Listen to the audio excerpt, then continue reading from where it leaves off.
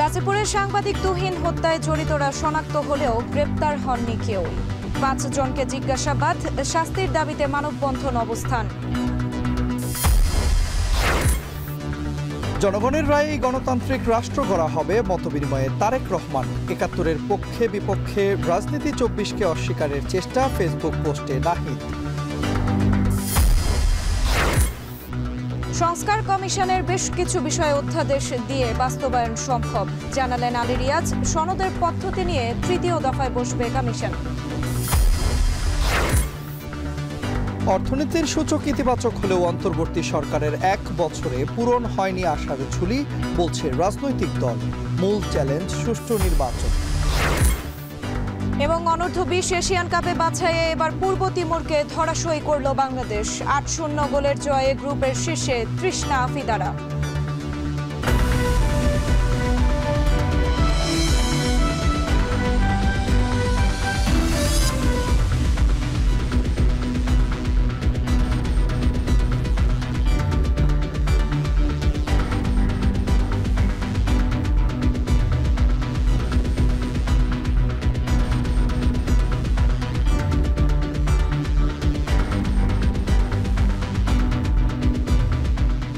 শুনছিলেন শিরোনাম। স্বাগত এখন সন্ধ্যায়। পুরো আয়োজন জুড়ে সঙ্গে আছি আমরা দুজন, আমি সুমাই রাত্রি এবং আমি তন্ময় কুমার রায়। গাজীপুরের সাংবাদিক তুহিন হত্যায় ৫ জনকে জিজ্ঞাসাবাদের জন্য বাসন থানায় নেওয়া হয়েছে।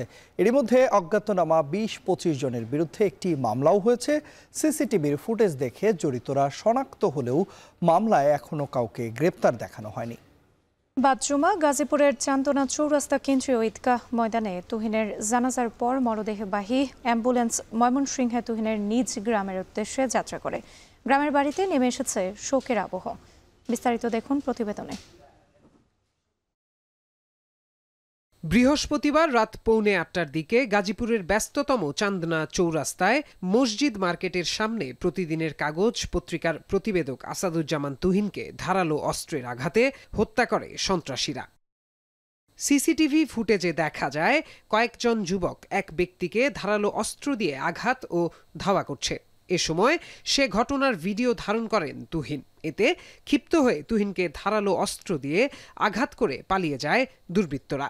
পরে পুলিশ ঘটনাস্থলে গিয়ে তুহিনের মরদেহ উদ্ধার করে ময়নাতদন্তের জন্য শহীদ তাজ উদ্দিন আহমেদ মেডিকেল কলেজ হাসপাতালের মর্গে পাঠায়।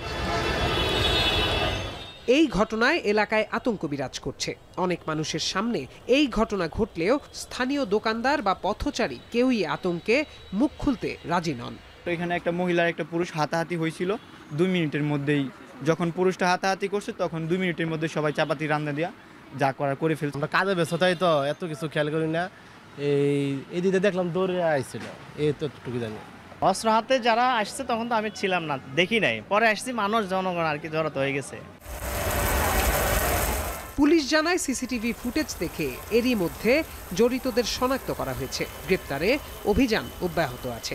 এই সাংবাদিক উনি একটা বিষয়ের ছবি তুলতেছিলেন, ছবি তোলার প্রেক্ষিতে তার উপর ক্ষিপ্ত হয়ে তারা একে এসে হত্যা করেছে। এটা শিল্প পরিবেষ্টিত এলাকা, বিভিন্ন এলাকা থেকে কাজ করতে আসে। এরা কখনো এলাকায় থাকে, কখনো এলাকার বাইরে চলে যায়। এরা আসলে এখানকার স্থায়ী সবাই না।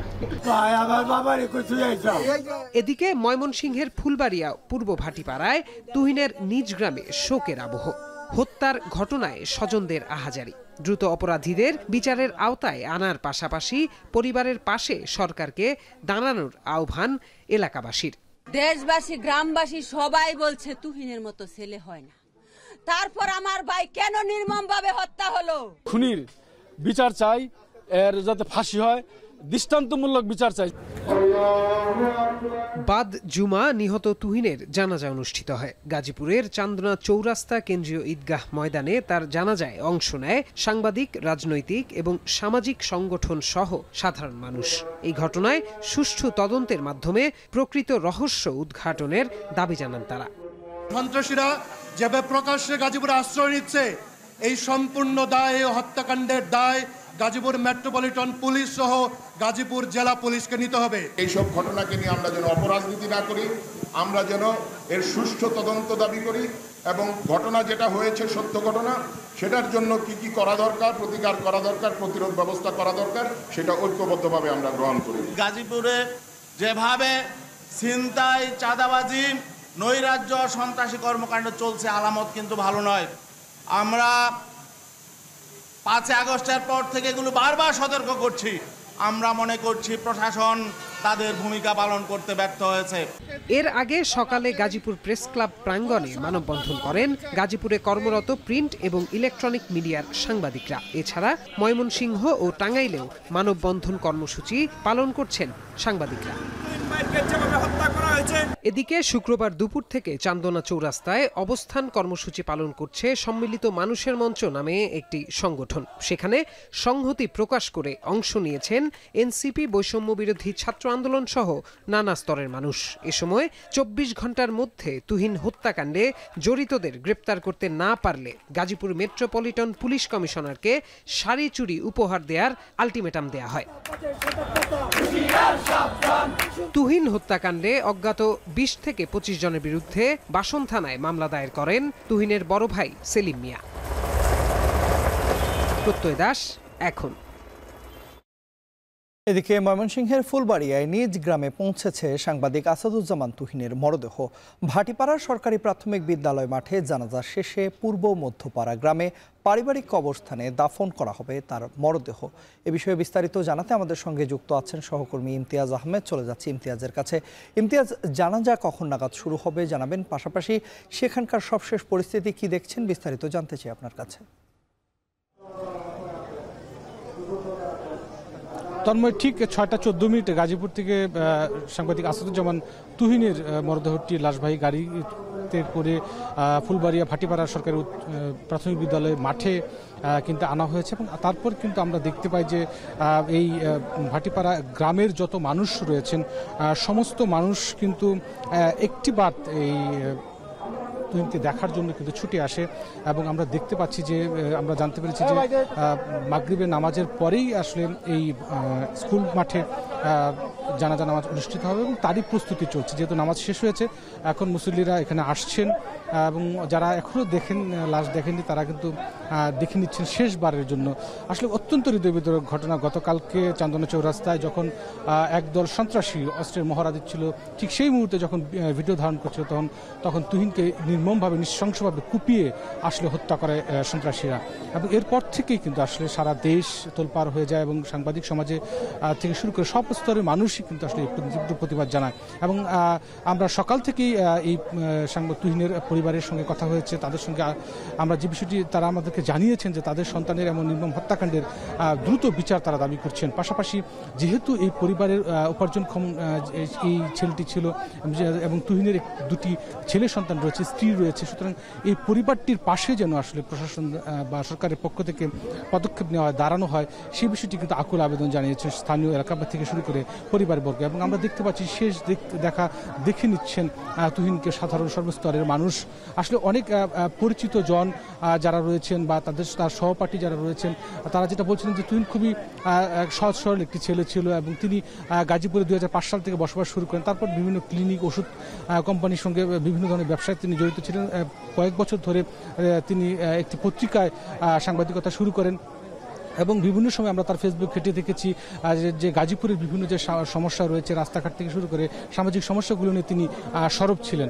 এবং যদি আমি আরেকটি বিষয় জানাতে চাই যে দাফনের কাজ, বিশেষ করে কবর খোঁড়া থেকে শুরু করে বাঁশকাটা চাটাই এবং বাড়ির পূর্ব পাশে পারিবারিক কবরস্থানে তার দাফন কাজ শেষ করার জন্য সব কিছু প্রস্তুত রয়েছেন।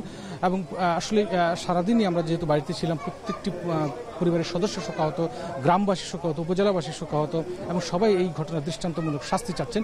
একটু পরেই জানাজা নামাজ শুরু হবে তুহিনের এবং সবাই তার জন্য দোয়া চেয়েছেন এবং এই ঘটনার সাথে যারা জড়িত তাদের আবারও যেটা বলা হচ্ছে যে তাদের দৃষ্টান্তমূলক শাস্তি দাবি করছেন। সব মিলিয়ে এখন পর্যন্ত এই ছিল আমার কাছে তন্ময় ময়মনসিংহ থেকে সর্বশেষ। ময়মনসিংহের ফুলবাড়িয়ায় নিজ গ্রামের বাড়িতে পৌঁছেছে গাজীপুরে যেই সাংবাদিক নিহত হয়েছেন আসাদুজ্জামান তুহিন, তার মরদেহ কিছুক্ষণের মধ্যেই জানাজার নামাজ শেষে তাকে পারিবারিক কবরস্থানে দাফন করা হবে। এ বিষয়ে বিস্তারিত জানাতে আমাদের সঙ্গে যুক্ত হয়েছিলেন সহকর্মী ইমতিয়াজ আহমেদ। এদিকে গাজীপুরের সাংবাদিক আসাদুজ্জামান তুহিনের হত্যাকারীদের দ্রুত সময়ের মধ্যে আইনের আওতায় এনে বিচারের দাবি জানিয়েছেন সাংবাদিক সমাজ। শুক্রবার জাতীয় প্রেস ক্লাবের সামনে তুহিন হত্যার বিচারের দাবিতে আয়োজিত এক মানববন্ধন শেষে এই দাবি জানান তারা।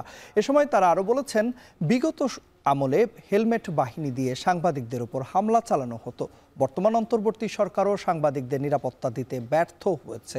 এ সময় তারা অভিযোগ করেছেন, এই ঘটনার 24 ঘন্টা পার হলেও তথ্য উপদেষ্টা সহ আইন শৃঙ্খলা বাহিনী আনুষ্ঠানিকভাবে তাদের করণীয় নিয়ে কিছু বলেনি।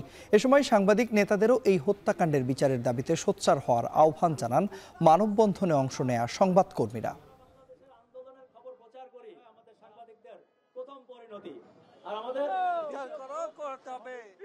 সেই 24-এর গণ অভ্যুত্থানের পর নতুন বন্দোবস্ত যে নতুন বাংলাদেশের স্বপ্ন আমরা দেখেছি, সেই বাংলাদেশে খুবই দুঃখজনক অপ্রত্যাশিত ঘটনা ঘটতেই আছে গত 1 বছর ধরে। আমরা এর তীব্র নিন্দা জানাই এবং দ্রুত সময়ের মধ্যে আসামিদের গ্রেফতার করতে হবে।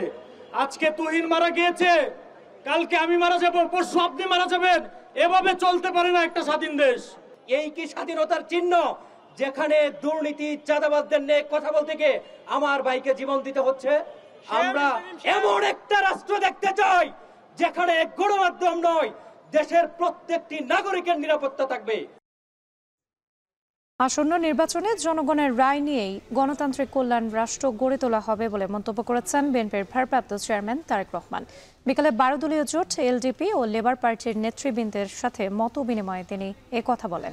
এদিকে রাজধানীতে আলাদা অনুষ্ঠানে বিএনপি নেতারা বলেন, নির্বাচন বানচালে ষড়যন্ত্র চলছে। কলকাতায় আওয়ামী লীগের অফিস স্থাপনকে দেশবিরোধী ষড়যন্ত্র বলে আখ্যা দেন তারা। বিস্তারিত থাকছে প্রতিবেদনে। জাতীয় নির্বাচন নিয়ে প্রধান উপদেষ্টার ঘোষণা ও ইসির তৎপরতার পর রাজনীতির মাঠেও এখন আলোচনার কেন্দ্রে ভোট। শুক্রবার আলাদা আলাদা আয়োজনে অংশ নিয়ে বিএনপি নেতারা বলেন, আসন্ন নির্বাচন নিয়ে নানা ষড়যন্ত্র হচ্ছে, এসব মোকাবেলায় সজাগ থাকতে হবে। সকালে জাতীয় প্রেস ক্লাবে জাতীয়তাবাদী নবীন দলের আলোচনা সভায় অংশ নিয়ে বিএনপি চেয়ারপারসনের উপদেষ্টা জয়নুল আবদিন ফারুক অভিযোগ করেন, নির্বাচন বানচালের নতুন ষড়যন্ত্র শুরু হয়েছে। যারা এসব করছে সরকারকে তাদের তালিকা দেওয়ার আহ্বান জানান তিনি। আপনারা তো কারো ব্যক্তির সরকার না, আপনারা তো জনগণের আন্দোলনের সরকার, কারো তো ভয় পাওয়ার কথা না। তাহলে আপনাদের আমলে কারা আবার নতুন করে এই নির্বাচনকে বানচাল করার ষড়যন্ত্রে লিপ্ত, তাদের নাম আপনারা প্রকাশ করতে হবে। প্রেস ক্লাবের আরেক আলোচনায় অংশ নিয়ে দলের স্থায়ী কমিটির সদস্য হাফিজউদ্দিন আহমেদ বলেন, অন্তর্বর্তী সরকারের কিছু উপদেষ্টা ও কয়েকটি রাজনৈতিক দল নানাভাবে নির্বাচন বিলম্বিত করতে পিআর পদ্ধতির বাণী আওড়াচ্ছে। নির্বাচনের আগে দেশে নানা সহিংসতার অপচেষ্টা রুখে দিতে সবাইকে সজাগ থাকার আহ্বান জানান তিনি। অন্তর্বর্তীকালীন সরকারের 2-1 উপদেষ্টা এবং 2-1টি রাজনৈতিক দলের কথায় আমরা বেদনার সাথে লক্ষ্য করেছি, যারা 1971 মহান মুক্তিযুদ্ধকে একটু পিছনে ঠেলে দিতে চায়। সংবিধান সংশোধন করা এটি কেবলমাত্র নির্বাচিত প্রতিনিধি, গণপ্রতিনিধিদের কাজ। তারা নিশ্চয়ই রূপরেখা দিতে পারেন, কিন্তু এই সংস্কার সম্পর্কে, বিশেষ করে সংবিধানের সংস্কার সম্পর্কে গুরুত্বপূর্ণ ভূমিকা এবং কার্যকর ভূমিকা রাখবেন আগামীদের যারা জাতীয় সংসদে নির্বাচিত হয়ে আসবেন। একই দিনে গুলশানের চেয়ারপারসনের কার্যালয়ে 12 দলীয় জোট এলডিপি ও লেবার পার্টির নেতৃবৃন্দের সাথে মতবিনিময় সভায় ভার্চুয়ালি অংশ নিয়ে বিএনপির ভারপ্রাপ্ত চেয়ারম্যান তারেক রহমান বলেন, আসন্ন নির্বাচনে 31 দফার আলোকে জনগণের রায়ের কল্যাণে রাষ্ট্র গড়ে তোলা হবে।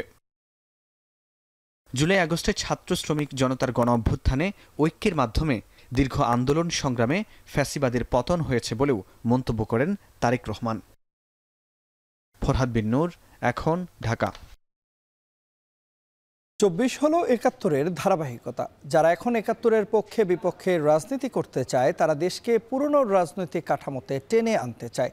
নিজের ফেসবুক পোস্টে এমনটি লিখেছেন এনসিপির আহ্বায়ক নাহিদ ইসলাম। শুক্রবার দুপুর 12টার পর ফেসবুকে তিনি আরও লিখেন, ২৪-এর স্বাধীনতা, সার্বভৌমত্ব এবং মুক্তিযুদ্ধের প্রকৃত চেতনা পুনরুদ্ধার করেছিল। আরও লিখেছেন, মুজিববাদ ও অন্যান্য সব ধরনের কর্তৃত্ববাদী ও ফ্যাসিবাদী শক্তিকে পরাজিত করা এখন দায়িত্ব। রাজনীতি এখন ২৪-এর মূল্যবোধের উপর ভিত্তি করে হতে হবে। মনে রাখা উচিত যে ২৪ কখনোই প্রতিশোধের বিষয় ছিল না। যারা এটিকে প্রতিশোধ হিসেবে ব্যবহার করার চেষ্টা করছে তারা ভুল বুঝছে বলেও উল্লেখ করা হয়েছে এই ফেসবুক পোস্টে।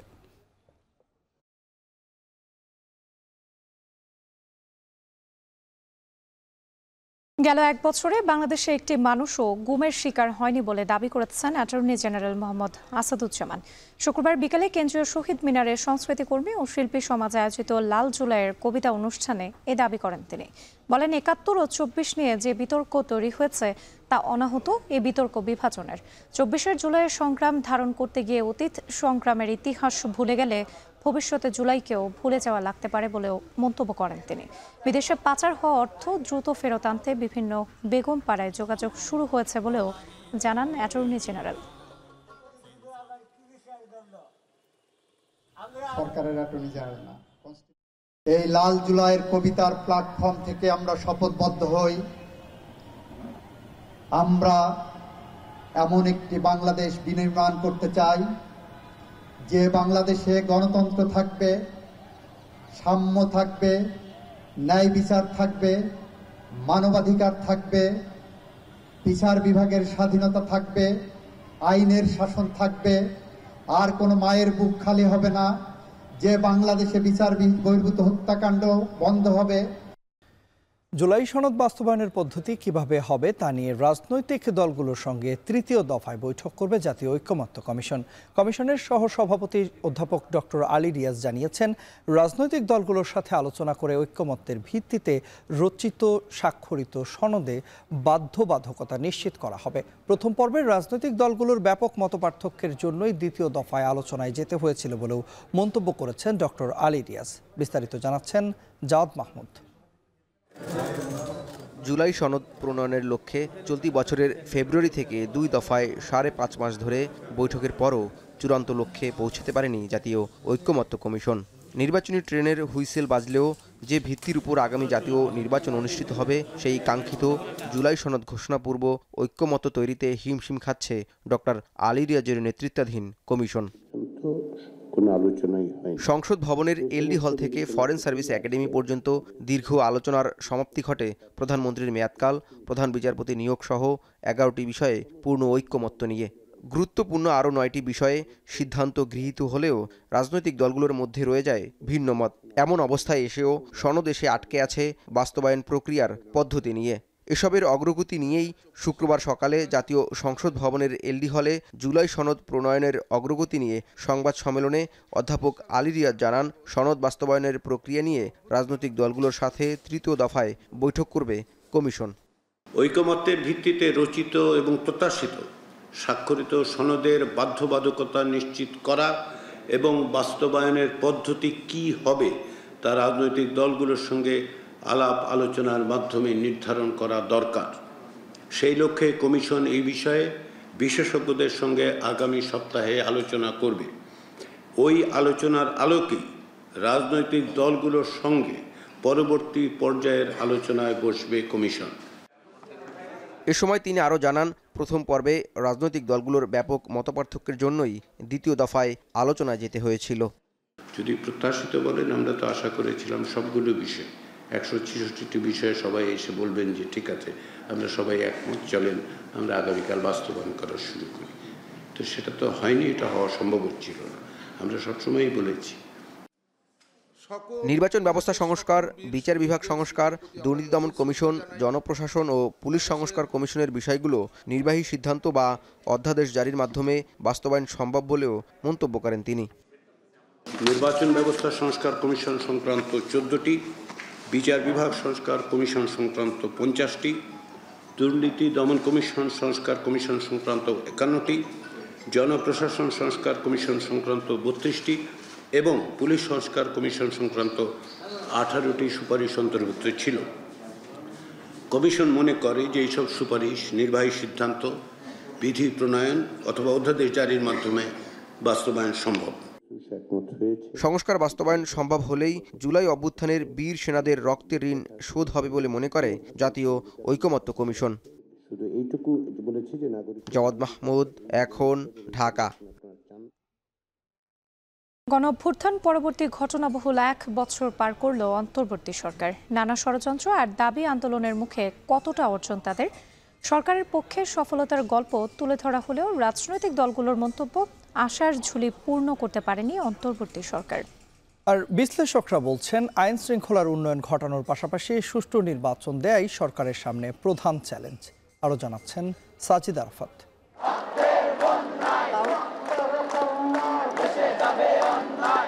ছাত্র জনতার গণ অভ্যুত্থান, রাজপথের লড়াই সংগ্রাম আর হাজারো প্রাণের বিনিময়ে পতন হয় আওয়ামী লীগের। 24 জুলাই আন্দোলনের হাত ধরে ক্ষমতার মসনদ ছেড়ে দেশ ত্যাগে বাধ্য হন শেখ হাসিনা। 5 আগস্ট 2024 দেশের রাজনীতির অধ্যায়ে লেখা হয় নতুন এক ইতিহাস। আমি আইন অনুযায়ী অন্তর্বর্তীকালীন সরকারের 8 আগস্ট বঙ্গভবনে রাষ্ট্রপতির কাছে শান্তিতে নোবেলজয়ী অর্থনীতিবিদ ডক্টর মোহাম্মদ ইউনূসের নেতৃত্বে শপথ নেয় 13 সদস্যের উপদেষ্টা পরিষদ। জগদ্দল পাথর নেমে যাওয়ার পর মানুষের আশা ভরসার আশ্রয় হয়ে ওঠে ইউনূস সরকার। কেমন ছিল এই সরকারের 1 বছরের কার্যক্রম? নানা চ্যালেঞ্জের মুখে 1 বর্ষ পঞ্জিকায় সফলতা নাকি ব্যর্থতা, কোন পাল্লা ভারী ছিল? অভ্যুত্থান পরবর্তী আইনশৃঙ্খলা পরিস্থিতির উন্নয়ন, মব নিয়ন্ত্রণ, মূল্যস্ফীতির লাগাম টানা, ভঙ্গুর অর্থনৈতিক কাঠামোকে মজবুত করাই যেন প্রধানতম চ্যালেঞ্জ হয়ে দাঁড়ায় অন্তর্বর্তী সরকারের সামনে। কিন্তু সরকার ও রাজনৈতিক দলগুলো বারবার অভিযোগ তুলেছেন, পতিত সরকারের একের পর এক ষড়যন্ত্রে কণ্টকাকীর্ণ হয় 5 আগস্ট পরবর্তী অধ্যায়। শপথের দুদিন পরেই সরকারের সামনে আসতে থাকে নানামুখী চ্যালেঞ্জ। 10 আগস্ট 2024 অনেকটা তাড়াহুড়ো আর লুকোচুরি করে ডাকা হয় সুপ্রিম কোর্টের বিচারপতিদের নিয়ে ফুল কোর্ট মিটিং। জুডিশিয়াল কু নিয়ে সন্দেহের দানা বাঁধলে সামাজিক যোগাযোগ মাধ্যমে তা ছড়িয়ে পড়লে তাৎক্ষণিক এই ষড়যন্ত্র রুখে দেয় সরকার। এই ঘটনার রেশ কাটতে না কাটতেই 25 আগস্ট শুরু হয় আনসার বাহিনীর বিক্ষোভ। চাকরি জাতীয়করণের দাবিতে সচিবালয় ঘেরাও করে আন্দোলন করে বাহিনীর একটি অংশ, যা সফলভাবে সামাল দেয় সরকার। 1 বছর পূর্তিতে সামাজিক যোগাযোগ মাধ্যমে সরকারের সফলতার কথা তুলে ধরেন প্রধান উপদেষ্টার প্রেস সচিব, যেখানে অর্থনৈতিক পুনরুদ্ধার, বাণিজ্য অগ্রগতি, জুলাই সনদ, জুলাই হত্যাযজ্ঞের বিচার, প্রবাসী অধিকার, পররাষ্ট্রনীতিতে পরিবর্তন সহ 12টি বিষয় তুলে ধরা হয়। আজকের থেকে দ্বিতীয় অধ্যায়ের শুরু, এবং উনি বলেছেন যে এই দ্বিতীয় অধ্যায়ের প্রথম এবং প্রধান কাজ হলো নির্বাচন সুন্দরভাবে করা। ইউএস আমাদের উপরে 20% ট্যারিফ ইম্পোজ করেছে, এবং যেটা সত্যিকার অর্থে আমাদের যারা কম্পিটিটর তাদের থেকে আমরা বলবো যে আমরা এখন মোটামুটি একই বা ভালো অবস্থানে আছি। এখন পর্যন্ত সরকারের অন্যতম সফলতা মূল্যস্ফীতি নিয়ন্ত্রণ। উত্তরাধিকার সূত্রে দুর্বল অর্থনৈতিক ব্যবস্থা আর বন্যার মতো প্রাকৃতিক দুর্যোগ মোকাবিলা করেও সার্বিক মূল্যস্ফীতি 8.48% কমিয়ে আনতে সমর্থ হয় সরকার। সবশেষ মার্কিন শুল্কও কমিয়ে আনে। তলানিতে থাকা রিজার্ভও চাঙ্গা হয়েছে অন্তর্বর্তী সরকারের হাত ধরে। এখন পর্যন্ত ছাড়িয়েছে 30 বিলিয়ন মার্কিন ডলার। আর গত 1 বছরে রেমিটেন্সের মাধ্যমে দেশে আসে রেকর্ড 30 বিলিয়ন ডলারের বেশি। তবে বৈদেশিক বিনিয়োগ আর কর্মসংস্থান সৃষ্টিতে আশার আলো জ্বালাতে ব্যর্থ সরকার। 1 বছরে নানা ইন্ধনে অন্তর্বর্তী সরকারকে বিব্রত করার পায়তারার অভিযোগ আছে বিস্তর। এর মাঝেই দেশজুড়ে ডানা মেলতে থাকে মব সংস্কৃতি, বাড়ে ছিনতাই, চাঁদাবাজি সহ নানা অপকর্ম, যা ঠেকাতে হিমশিম খায় সরকার। এছাড়া নির্বাচন, সংবিধান, স্বাস্থ্য, গণমাধ্যম সংস্কারে গঠন করা কমিশনের অধিকাংশ সুপারিশই এখনও পূর্ণাঙ্গ বাস্তবায়নের মুখ দেখেনি। 6টা কমিটি করেছেন তারা রাষ্ট্র ব্যবস্থার সংস্কারের জন্য। সেই সংস্কারগুলো দরকারি, কিন্তু কোনোটাই তো একটু বিস্তৃতভাবে ব্যাখ্যা করে তারা বলেননি। একটা দফা হিসেবে একটা বক্তব্য দিয়েছে। যতটা পারা যায় একটা নির্বাচন জাতীয় সংসদের করে নির্বাচিতদের হাতে ক্ষমতা দিয়ে এই সরকার যদি চলে যায়, দেশের জন্য কাজ করার সুযোগ ক্ষমতার বাইরে থাকলেও করা যায়। 1 বছরের মাথায় জুলাই ঘোষণাপত্র দেয়াকে ইতিবাচক বলছেন অনেকেই। তবে এ নিয়ে মিশ্র প্রতিক্রিয়া রয়েছে রাজনৈতিক দলগুলোর মধ্যে। ঘোষণাপত্রকে স্বাগত জানালেও বিএনপি বলছে 1 বছরে আশানুরূপ প্রতিদান দিতে পারেনি সরকার, বিশেষ করে আইনশৃঙ্খলা পরিস্থিতি নিয়ন্ত্রণে ব্যর্থ ডক্টর ইউনূসের সরকার। সরকারের মধ্যে যারাই আছেন তাদের আসলে রাষ্ট্র পরিচালনার অভিজ্ঞতা সম্বন্ধে খুব কম ব্যক্তি আছে। মফ কালচারের সৃষ্টি হয়েছে, ডেমোক্রেসির পরিবর্তে ডেমোক্রেসির একটা টেন্ডেন্সি দেখা দিয়েছে। তাদের পক্ষে এই বিষয়কে অর্জন করা হয়তো সম্ভব ছিল না, তবে জাতির আশা অনেক বেশি ছিল, আমাদের প্রত্যাশা অনেক বেশি ছিল। তবে জামায়াতে ইসলামের মত, জুলাই ঘোষণাপত্র অসম্পূর্ণ রয়ে গেছে। সংস্কার ইস্যুতেও সরকারের ধীরগতির অভিযোগ দলটির। প্রত্যাশা আমাদের অনেকই ছিল, আসলে সেই প্রত্যাশা শতভাগ পূর্ণ হয়নি। এখনো দুর্নীতি আছে, এখনো সন্ত্রাস, মব জাস্টিস আছে, চাঁদাবাজি আছে। আইনি ভিত্তি দিয়ে জুলাই চার্টারকে আইনে পরিণত করে আগামী নির্বাচন করতে পারলে আমাদের প্রত্যাশা অনেকাংশে পূরণ হবে। ফ্যাসিবাদ পতনের পর যে নতুন সম্ভাবনা আর সংস্কারের প্রতিশ্রুতির ফুলঝুরি, অনিশ্চয়তা কাটিয়ে তা কতটা বাস্তবায়নযোগ্য সে প্রশ্নের সমাধান হোক বা না হোক, অন্তর্বর্তী সরকারের দ্বিতীয় অধ্যায়ের যাত্রাপথে এখন বড় চ্যালেঞ্জ আগামী নির্বাচন। আগামী রমজানের আগে 2026 সালের ফেব্রুয়ারি মাসে জাতীয় নির্বাচন অনুষ্ঠানের আয়োজন করেন। সাজিদ আরাফাত, এখন ঢাকা। ঢাকা বিশ্ববিদ্যালয়ের হলগুলোতে পূর্বের ধারায় আবারও ছাত্র রাজনীতি ফেরানোর পায়তারা করছে ছাত্রদল, ছাত্র শিবির, ছাত্র ইউনিয়ন সহ বিভিন্ন দলের ছাত্র সংগঠনগুলো। এমনটাই অভিযোগ করেছেন বাংলাদেশ গণতান্ত্রিক ছাত্র সংসদের ঢাকা বিশ্ববিদ্যালয়ের আহ্বায়ক আব্দুল কাদের। শুক্রবার বিকেলে ঢাকা বিশ্ববিদ্যালয়ের মধুর ক্যান্টিনে এক সংবাদ সম্মেলনে তিনি আরও বলেন, হলগুলোতে ছাত্র সংগঠনগুলোর আহ্বায়ক কমিটি ঘোষণা করায় সাধারণ শিক্ষার্থীরা শঙ্কিত। গণতান্ত্রিক ছাত্র সংসদের পক্ষ থেকে হল এবং একাডেমিক এরিয়াতে শিক্ষার্থীদের মৌলিক অধিকারগুলো কুক্ষিগত করে রেখে হল প্রশাসনকে অকার্যকর করে দেওয়ার যে এই যে রাজনীতি, এই যে অপরাজনীতি, সেই অপরাজনীতির তীব্র নিন্দা এবং প্রতিবাদ জানাই। অতীতে হল এবং একাডেমিক এরিয়াতে এ ধরনের অপরাজনীতি শিক্ষার্থীদের শিক্ষার অধিকার, বাসস্থানের অধিকারকে ক্ষুণ্ণ করেছে এবং এরই মধ্য দিয়ে হলগুলোতে যদি আবারও গণরুম, গেস্ট রুম এবং বাই কালচার, প্রটোকল কালচার, কুক্ষিগত করে রাখা কালচার যে রাজনীতি, সেই রাজনীতি যদি ফিরিয়ে আনা হয় তবে এর বিরুদ্ধে আমরা শিক্ষার্থীদের পক্ষ থেকে আমরা ডাল হয়ে দাঁড়াবো। শিক্ষার্থীদের পাশে থেকে, শিক্ষার্থীদের পাশে নিয়ে, সাথে নিয়ে আমরা এদের বিরুদ্ধে দুর্বার আন্দোলন গড়ে তুলব। যুক্তরাষ্ট্র আরোপিত নতুন 20% ট্যারিফ কার্যকর হয়েছে বৃহস্পতিবার থেকে। তবে যুক্তরাষ্ট্রে ভারতের উপর শুল্ক দ্বিগুণ হয় ফলে বাংলাদেশের তৈরি পোশাক ও অন্যান্য পণ্যের জন্য বিশাল সুযোগ তৈরি হতে পারে বলে মনে করছেন ব্যবসায়ীরা। এই সুযোগ কাজে লাগানোর তাগিদ তাদের। বিস্তারিত থাকছে প্রতিবেদনে। গত এপ্রিলে বিভিন্ন দেশের উপর নতুন করে শুল্ক আরোপের সিদ্ধান্তের কথা জানান মার্কিন প্রেসিডেন্ট ডোনাল্ড ট্রাম্প। সে সময় বাংলাদেশি পণ্যের উপর প্রথমে 37% ও পরে তা কিছুটা কমিয়ে 35% শুল্ক আরোপের ঘোষণা দেয় মার্কিন প্রশাসন। পরবর্তীতে যুক্তরাষ্ট্রের সাথে আলোচনা করে তা 20% নামিয়ে আনতে সক্ষম হয় বাংলাদেশ। বৃহস্পতিবার থেকে কার্যকর হয়েছে নতুন পাল্টা শুল্ক। 20% ট্যারিফ কেমন হলো বাংলাদেশের জন্য, কি বলছেন ব্যবসায়ীরা? যে অন্যান্য কম্পিটিটর যারা আছে, যাদের সাথে আমরা কম্পিটিশনটা মেইনলি করি, তাদের থেকে আমাদেরটা বেশি না। পোশাক রপ্তানিকারক যে দেশগুলো আছে তাদের প্রায় সকলেই সমান, চায়না এবং ইন্ডিয়া ছাড়া।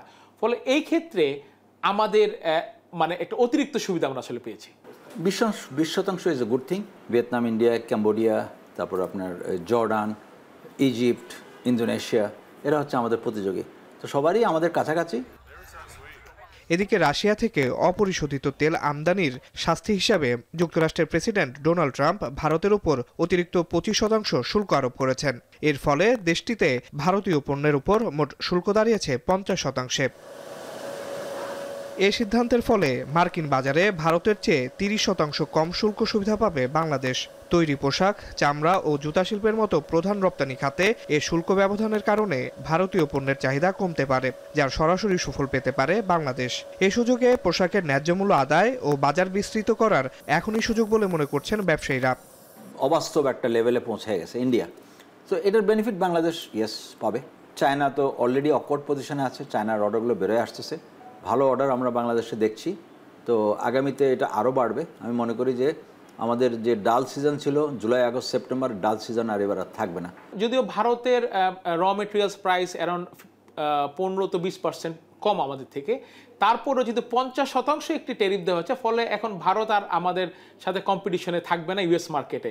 এখন আমাদের যারা উদ্যোক্তা আছি তাদের একটু ভালো নেগোসিয়েশন স্কিলটা প্রমাণ করতে হবে, বাইরের কাছ থেকে ন্যায্য মূল্য নেওয়ার এখনই সময়। বিশেষজ্ঞদের মতে যুক্তরাষ্ট্রের নতুন পাল্টা শুল্ক নীতিতে দক্ষিণ এশিয়ায় সবচেয়ে সুবিধাজনক অবস্থায় আছে বাংলাদেশ। শুধু প্রয়োজন এ সুযোগ কাজে লাগানো।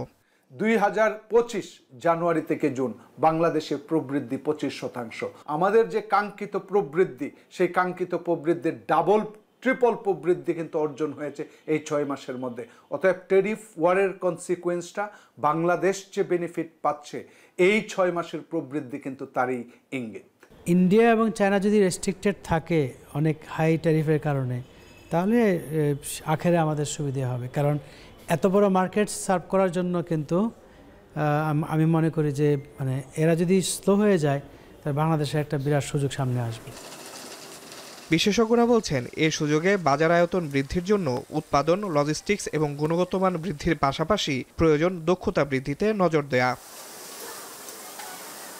আসিফ ইকবাল খান, এখন, ঢাকা। রাজধানীর কাঁচা বাজারে এক সপ্তাহ ব্যবধানে বেশিরভাগ সবজির দাম বেড়েছে গড়ে 20 থেকে 30 টাকা করে। সবজির পাশাপাশি বড় দুশ্চিন্তা পেঁয়াজ এবং আদার বাজারে।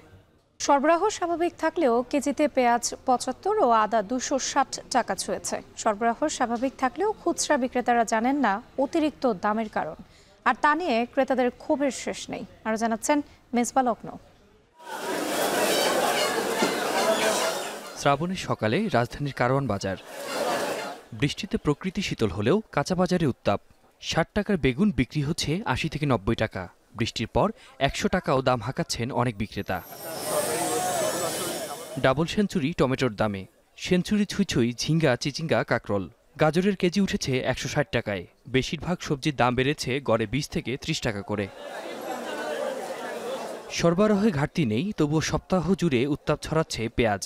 কেজিতে অন্তত 25 টাকা বেড়ে বিক্রি হচ্ছে 75 টাকায়। আর আদার দাম 130 টাকা থেকে দ্বিগুণ হয়ে প্রায় 260 টাকায় দাঁড়িয়েছে। কাঁচামরিচও বিক্রি হচ্ছে 250 টাকায়। আদার দাম তো দ্বিগুণ হয়ে গেছে, পেঁয়াজের দামও বাড়ছে। পেঁয়াজের দাম তো আগে কম ছিল, এখন তো আপনার 5 কেজি নিলাম 380 টাকা দিয়ে। ক্রেতাদের জন্য কষ্টকর হয়ে যাচ্ছে, যেমন হচ্ছে আজকে বৃষ্টির দিন, তারা দ্বিগুণ চাচ্ছে। এখন এরা দেখাইতে আছে যে বৃষ্টির কারণে দাম বাড়তি, এই জন্যে মনে করেন প্রত্যেকটা মালে মনে করেন কেজিতে 20 টাকা 30 টাকা বাড়তি। বিক্রেতারা বলছেন টানা বৃষ্টির কারণে গত এক সপ্তাহে বাজারে পণ্যের সরবরাহ কমেছে, যার প্রভাব পড়েছে খুচরা বাজারে। কয়েকদিন আগে দাম ছিল কম, হঠাৎ দাম বাড়ি গিয়ে প্রতিদিন 2-1 টাকা করে বাড়তেছে দাম। আমরা যেরাম কেন সেরাম বেচা, আমরা 1 কান 2 গুণ করে কিনি, 1 কান করে বেচে। যে জায়গা থেকে মাল আসতেছে ওই জায়গায় একটু বৃষ্টি বাদল, তো এই জন্য আর কি মালের দাম বেশি, কারণ আগের মতো মাল মাঠে তোলা হইতেছে না। চাল ডালের বাজার ঊর্ধ্বমুখী বেশ কিছুদিন ধরেই। ডিমের দরও চড়া, তবে কিছুটা স্বস্তি রয়েছে আমিষের বাজারে। কাঁচা বাজারের তুলনায় মাছ যদি আমরা করি তাহলে দেখা গেল 1 কেজি বেগুন আর 1 কেজি তেলাপিয়া মাছ অল্প ডিফারেন্স থাকে, তো বেগুনের চেয়ে তো মাছই ভালো। তো সেই ক্ষেত্রে এখানে যে মাছের দামটা কমই আছে। বাজার মনিটরিং ও যথাযথ পদক্ষেপের মাধ্যমে নিত্যপণ্যের দাম নাগালে রাখার দাবি ক্রেতাদের। আতিক মেজবা লগ্ন, এখন, ঢাকা। রাঙামাটির 2 সপ্তাহের ভারী বৃষ্টি আর উজানের ঢলে কাপ্তাই হ্রদের পানি বেড়ে রাঙামাটি সদর, লংগদু, বাঘাইছড়ি ও ননিয়াচর উপজেলার নিম্নাঞ্চলের 81টি গ্রাম প্লাবিত হয়েছে। এতে পানিবন্দী হয়েছেন অন্তত 18,000 মানুষ। বন্যার্তদের জন্য খোলা হয়েছে 246টি আশ্রয় কেন্দ্র। বন্যা কবলিতদের মাঝে ত্রাণ সহায়তা অব্যাহত রেখেছে প্রশাসন। এদিকে বন্যার কারণে অনেক এলাকার যোগাযোগ ব্যবস্থা ভেঙে পড়ায় বেড়েছে ভোগান্তি। বন্যা নিয়ন্ত্রণে কাপ্তাই বাঁধের 16টি জলকপাট 42 ইঞ্চি করে খোলা রাখা হয়েছে। এতে উজানের কিছু এলাকা থেকে পানি নামতে শুরু করেছে। তবে জলকপাট দিয়ে প্রতি সেকেন্ডে 68,000 কিউসেক পানি নিষ্কাশন হওয়ায় কর্ণফুলী নদীতে তীব্র স্রোতের কারণে রাঙামাটি বান্দরবান রুটের চন্দ্রঘোনা ফেরি চলাচল 2 দিন ধরে বন্ধ রয়েছে। এই রুটে চলাচলকারী যানবাহনকে বিকল্প পথ ব্যবহারের কথা বলছে প্রশাসন।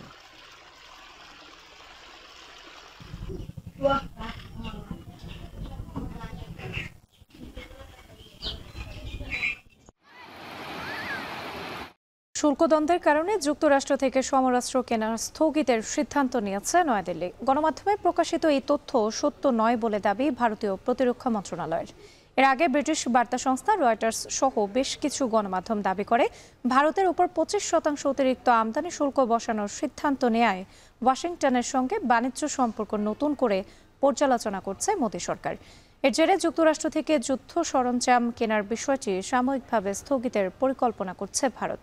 এই খবর প্রকাশের পর ভারতীয় প্রতিরক্ষা দপ্তরের 3টি সূত্রের বরাতে এনডিটিভি নিশ্চিত করেছে এই তথ্য একেবারেই সত্য নয়। যুক্তরাষ্ট্র থেকে নতুন কিছু সমরাস্ত্র কেনার বিষয়ে আলোচনা করতে আগামী সপ্তাহের মধ্যে ওয়াশিংটন যাওয়ার কথা ছিল প্রতিরক্ষা মন্ত্রী রাজনাথ সিংয়ের। এই সফর বাতিলের ঘোষণা আসার পর অস্ত্র কেনা নিয়ে এই গুঞ্জন ছড়িয়েছে বলে দাবি এনডিটিভির।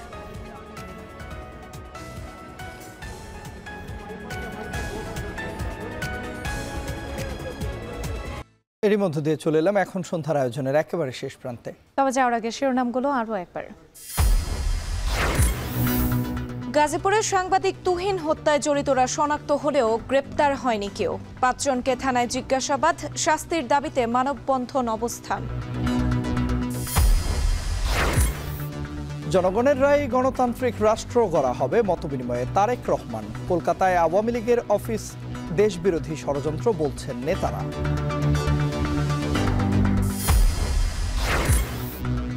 সংস্কার কমিশনের বেশ কিছু বিষয়ে অধ্যাদেশ দিয়ে বাস্তবায়ন সম্ভব, জানালেন আলী রিয়াজ। সনদের পদ্ধতি নিয়ে 3য় দফায় বসবে কমিশন।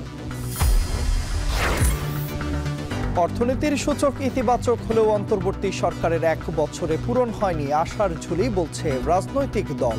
মূল চ্যালেঞ্জ সুষ্ঠু নির্বাচন। এবং অনূর্ধ্ব-20 এশিয়ান কাপে বাছাইয়ে এবার পূর্ব তিমুরকে ধরাশয়ী করল বাংলাদেশ। 8-0 গোলে জয়ে গ্রুপের শীর্ষে তৃষ্ণা আফিদারা। এই ছিল এখন সন্ধ্যার আয়োজনে। এখন টেলিভিশন ওয়েবসাইটে দেখতে ভিজিট করুন www.ekon.tv। ফেসবুকে দেখুন facebook.com/tv.ekon আর ইউটিউবে দেখুন youtube.com/ekontv।